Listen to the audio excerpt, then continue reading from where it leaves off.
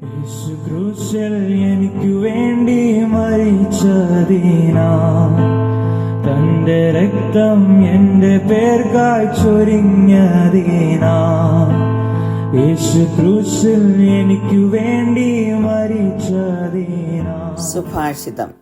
ക്രൂശിന്റെ വചനം നശിച്ചു പോകുന്നവർക്ക് ഭോഷത്വവും രക്ഷിക്കപ്പെടുന്ന നമുക്കോ ദൈവശക്തിയുമാകുന്നു. For the message of the cross is foolishness to those who are perishing, but to us who are being saved, it is the power of God. അപ്പോസ്തലനായ പൗലോസ് കൊരിന്ത്യർക്ക് എഴുതിയ 1-ാം ലേഖനം 1-ാം അധ്യായത്തിന്റെ 18-ാം വാക്യമാണ് വായിച്ചത്. നാം ഒരു കുരിശിന്റെ രൂപം കാണുമ്പോൾ അതിന്റെ പിന്നിൽ ഒരു സന്ദേശമുണ്ടെന്ന് ആരും പറയാതെ തന്നെ നമുക്കറിയാവുന്നതാണ്. ക്രിസ്തീയ മതത്തിന്റെ പ്രധാന ചിഹ്നമായ കുരിശ് യേശുക്രിസ്തുവിന്റെ ക്രൂശീകരണവും അവിടുത്തെ പീഡാനുഭവത്തിന്റെയും മരണത്തിന്റെയും വീണ്ടെടുപ്പിന്റെ നേട്ടങ്ങളും വിളിച്ചറിയിക്കുന്നു എന്നുള്ളത് വാക്കും ഭാഷണവും കൂടാതെ നമുക്കറിയാം. നാം വായിച്ച വാക്യം ശ്രദ്ധിക്കുമ്പോൾ കുരിശിന്റെ ഈ സന്ദേശം മനുഷ്യജാതിയെ 2 വിഭാഗങ്ങളായി തിരിക്കുന്നു. അതായത് നശിച്ചു പോകുന്നവരും രക്ഷിക്കപ്പെടുന്നവരും. നശിച്ചു പോകുന്നവർ അത് ഭോഷത്വമായി സ്വീകരിക്കുമ്പോൾ രക്ഷയ്ക്കായി സ്വീകരിക്കുന്നവർക്ക് ദൈവശക്തിയുമാകുന്നു. യേശുവിനെ ഗോൽഗോഥായുടെ മലമുകളിൽ 2 ദുഷ്പ്രവർത്തിക്കാരുടെ നടുവിൽ ഒരുത്തനെ അപ്പുറത്തും ഒരുത്തനെ ഇപ്പുറത്തുമായിട്ടാണ് ക്രൂശിച്ചത്. ഈ 3 കുരിശുകൾ നമുക്ക് നൽകുന്ന സന്ദേശം എന്താണ്?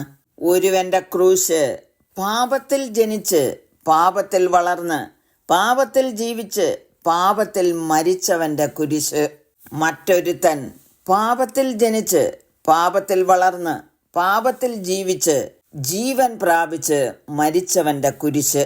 നടുവിൽ നിൽക്കുന്ന യേശു കർത്താവിന്റെ കുരിശോ പാപമില്ലാതെ ജനിച്ച് പാപമില്ലാതെ ജീവിച്ച് ക്രൂശുമരണം വഹിക്കുവാൻ താൻ യാതൊരു തെറ്റും ചെയ്തിട്ടില്ല എന്ന ന്യായാധിപന്റെ വിധി ലഭിച്ച് ക്രൂശിക്കപ്പെട്ട യേശുവിന്റെ കുരിശ്.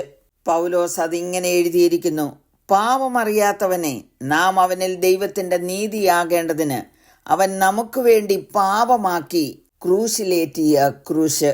തൂക്കിയ ദുഷ്പ്രവർത്തിക്കാരിൽ ഒരുത്തൻ, നീ ക്രിസ്തുവല്ലയോ, നിന്നെ തന്നെയും ഞങ്ങളെയും രക്ഷിക്ക എന്ന് പറഞ്ഞ് യേശുവിനെ ദുഷിച്ചു.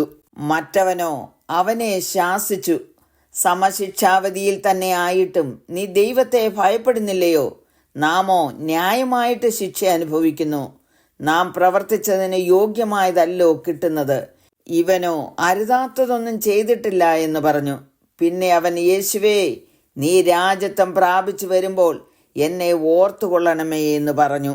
യേശു അവനോട്, ഇന്ന് നീ എന്നോടുകൂടെ പരദീസയിൽ ഇരിക്കും എന്ന് ഞാൻ സത്യമായിട്ട് നിന്നോട് പറയുന്നു എന്ന് പറഞ്ഞു.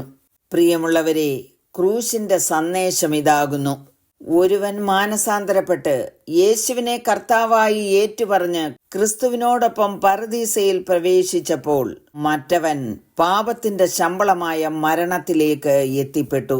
കുരിശ് നശിച്ചു പോകുന്നവർക്ക് ഭോഷത്വമാണ്, രക്ഷിക്കപ്പെടുന്നവർക്ക് നിത്യതയിൽ എത്തിക്കുന്ന ദൈവശക്തിയും. ക്രിസ്തുവിന്റെ കുരിശ് മനുഷ്യരാശിയെ 2 വിഭാഗങ്ങളായി തിരിക്കുന്നു. യേശുവിൽ വിശ്വസിക്കാതെ നിത്യജീവൻ പ്രാപിക്കാതെ നാശത്തിലേക്ക് പോകുന്നവരും, യേശുവിൽ വിശ്വസിച്ച് തങ്ങളുടെ പാപങ്ങളെ ഏറ്റുപറഞ്ഞ് നിത്യതയ്ക്കായി ഒരുങ്ങി അവിടെ പ്രവേശിക്കുന്നവരും. ഏത് വിഭാഗത്തിൽ നാം ആയിരിക്കണമെന്ന് തീരുമാനിക്കേണ്ടത് നാം തന്നെയാകുന്നു. പൗലോസ് എഴുതിയിരിക്കുന്നത്, അവനിൽ സർവ്വസമ്പൂർണതയും വസിപ്പാനും അവൻ ക്രൂശിൽ ചൊരിഞ്ഞ രക്തം കൊണ്ട് അവൻ മുഖാന്തരം സമാധാനമുണ്ടാക്കി ഭൂമിയിലുള്ളതോ സ്വർഗത്തിലുള്ളതോ സകലത്തെയും അവനെ കൊണ്ട് തന്നോട് നിരപ്പിപ്പാനും പിതാവിന് പ്രസാദം തോന്നി.